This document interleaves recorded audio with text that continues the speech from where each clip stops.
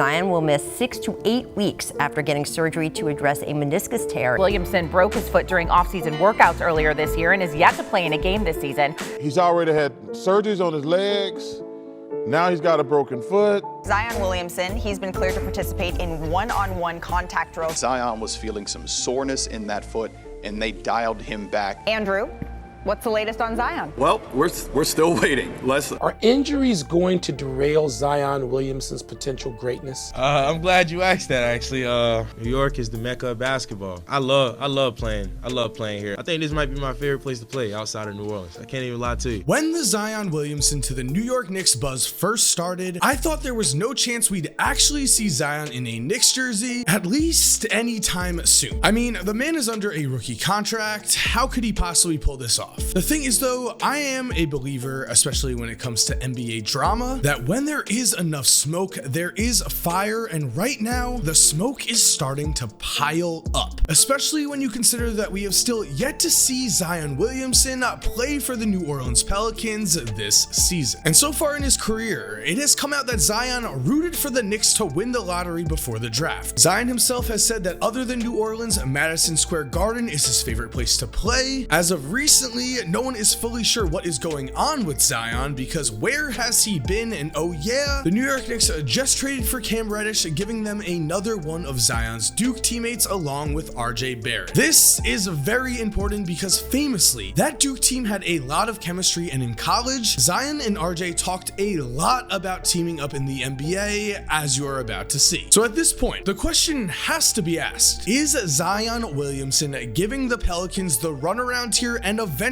will Zion Williamson force his way to the New York Knicks or a different, a bigger market? Because what's up guys, Mike here, and I've got to say, I did not expect to make a Zion Williamson update video on January 20th, but here we are. The last time we talked about Zion and his weight and everything surrounding him, it was November 1st, and now it is late January and we still don't have any clear answers. What we do know is that while he has been on the court with the Pelicans, Zion Williamson in his young career has not only just been great, he has been historically dominant. The list of players who have averaged at least 27 points per game on at least 60% shooting for a single season is a small one. It includes a 20-year-old Zion last season and nobody else. That is correct.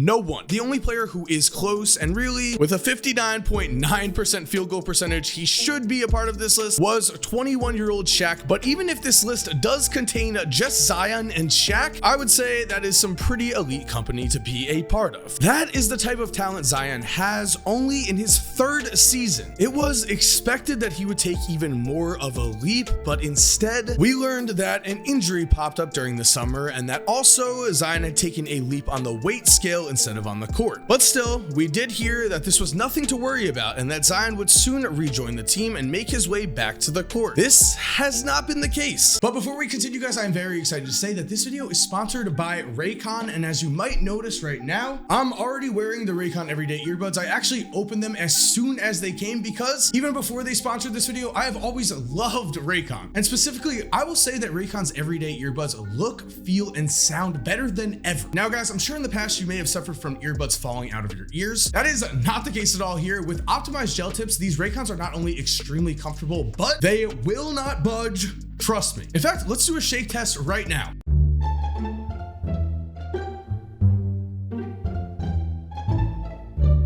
As you can see, the everyday earbuds are still on, and not only that, these everyday earbuds offer 8 hours of playtime, 32 hours of battery life, and they are priced just right. You get quality audio at half the price of other premium audio brands. I mean, it's no wonder that Raycon's everyday earbuds have over 48,000 5-star reviews. Plus, again, personally, I've been using Raycon for a long time. I used Raycon wireless earbuds before they ever sponsored me. Personally, I'm always wearing them at the gym. I love the sound quality there. These everyday earbuds specifically are awesome because they just don't fall out as I'm shooting around, which in the past with other earbuds has been a problem. So guys, trust me when I say go click the link in the description right now, or go to buyraycon.com/Mike Korzemba to get 15% off your purchase. 15% off. I think that is a no-brainer. Again, click the link in the description or go to buyraycon.com/Mike Korzemba for that 15% off. And for now, let's get back into this video. It has to be noted that after Zion missed training camp in September, he was quoted as saying, "I was still rehabbing. That was my personal reason. The locker locker room is full of great guys. I would never abandon them. But yet here we are in late January, and the last piece of information we've really received about Zion was over 2 weeks ago when ESPN reported that Zion would continue his rehab for his foot away from the team in an undisclosed location in Oregon. And right here, the questions begin. Zion said himself he would not abandon his team, but now he's working out with a trainer who isn't even on the Pelicans' salary roll in an undisclosed location in Oregon? Definitely need to dig more into this one, but before we get into that, first I just want to talk about how important this overall situation is. Because when it comes to Zion, we are currently living out a possibly historic moment in NBA history if Zion were to force his way out of New Orleans. And as it stands right now, from my point of view, this would not be a good thing. When first round picks such as Zion are drafted by their teams, they then spend the next 4 seasons on a rookie contract before becoming a restricted free agent, which means if another team offers that player, let's call him Zion, a contract in free agency and Zion accepts it, the Pelicans can still match it and bring Zion to their team. The thing is though, and something that no one does, is that technically Zion does not have to accept any contract offer after his 4th season and instead can accept a qualifying offer which would make him an unrestricted free agent in his 5th season. Now normally players do not do this because their first big payday does come during their 2nd contract, and so in year 4 they are more inclined to take the financial stability instead of choosing where they want to play. That is how the current system is set up. It would take one player, a player like Zion, to first blaze the trail and accept that qualifying offer, then sign as an unrestricted free agent wherever he wants to go to possibly make that more of a realistic option for high draft picks going forward. However, the system that is in place right now is in place in order to keep parity alive in the NBA. As when it comes to players who do have potential generational type talents such as Zion, if there was no draft system and contract system like this in place, high-level young players like Zion mostly would go where the money is the best and where they can get their face out there the most, which would mean teams like the Los Angeles Lakers and Miami Heat would gain even more of an advantage than they already have. Again, no player has really challenged this system so far, so we have seen plenty of talented young players end up in less than desirable situations for a long time. But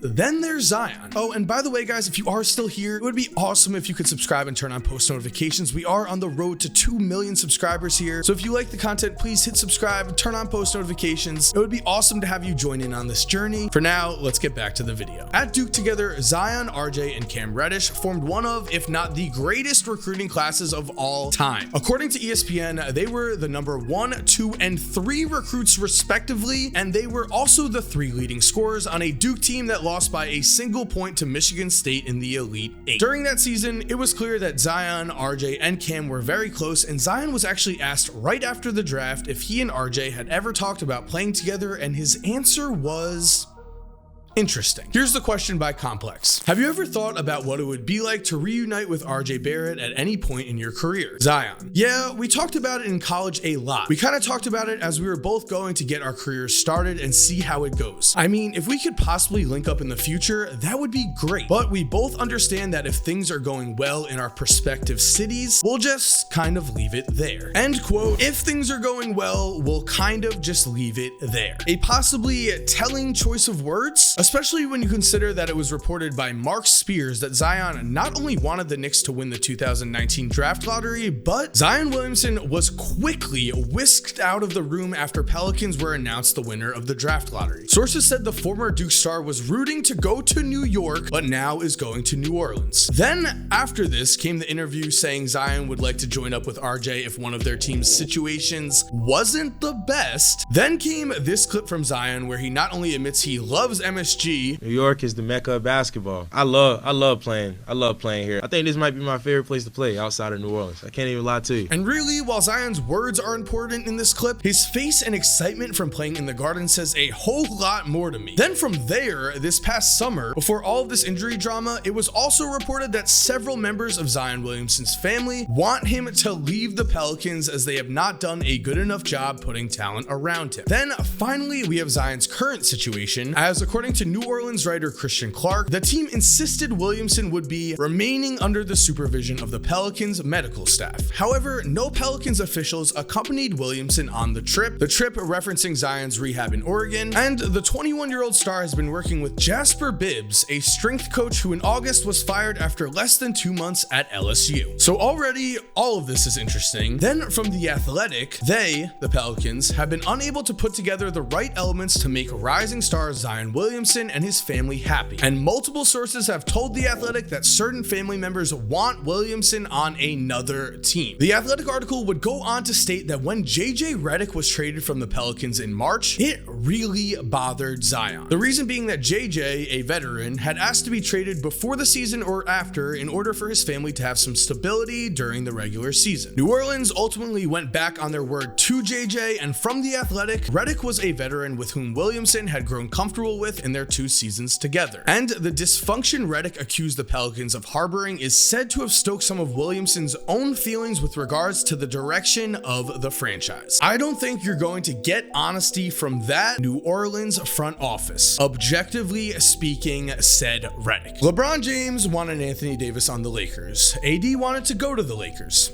It happened. D'Angelo Russell and Karl Anthony Towns said they wanted to play together. That happened. James Harden, Kyrie Irving, and Kevin Durant said the same. After they worked out together all summer before they were teammates, they said they wanted to play together, and would you look at that, they were able to team up too. This kind of stuff happens all of the time. It's been happening for a while. You can point to LeBron's decision if you want to, but players have been making under the table agreements to team up for a lot longer than that. LeBron, I would say, just made it a lot more popular. I say this though because when we do see these deals pop up, when we start to see the smoke rise, we should pay attention. There's just too much historical evidence out there for us not to. So with Zion stating he'd like to play with RJ, with Zion telling the world he loves MSG, and with the Knicks now trading for Cam Reddish, Zion's other star teammate on Duke, on top of all of the Zion wants out of New Orleans drama, I think anyone would admit that there is something going on here. It could just be the Knicks setting up for a move for another player or for their own future without Zion, but this also could be a real move to attract Zion to their team. And if Zion hits it big in New York, well then, winning a championship in that city would make him immortal to those fans. And what makes this so interesting with Zion is that he is still under his rookie contract. He shouldn't have any leverage, only the power of simply not playing is a very dangerous and impactful power. New Orleans has tried to build around Zion. They do have Brandon Ingram, an all-star level talent who's only getting better, but they also have made mistakes such as letting Lonzo Ball walk and replacing him with Devontae Graham. Still though, I can't blame the Pelicans here. It just feels like this franchise has been dealt a horrible hand. It's not like they're the Kings who haven't made the playoffs since 2006. It's just that New Orleans is not a gigantic basketball market, and at the end of the day, a guy like Zion will have a much better chance of maximizing his off-the-court stardom in a bigger market like New York. In my opinion though, it will always just suck when these smaller franchises get screwed. So there we have it, guys. Thank you for watching. I hope you enjoyed this video. Let me know what you think about Zion and this whole situation down below, and remember, please subscribe and turn on post notifications so you never miss a video. We're on the road to 2 million subscribers this year. Let's make it happen. If you're already subscribed, thank you so much for supporting. You're awesome, we all know it, and as always, have an awesome day, guys, and cue that music. If you're still here while the music is cued, here are 2 videos I think you are definitely going to enjoy. Make sure to click on one of them. Again, I know you're gonna love it, and other than that, have a great day and peace.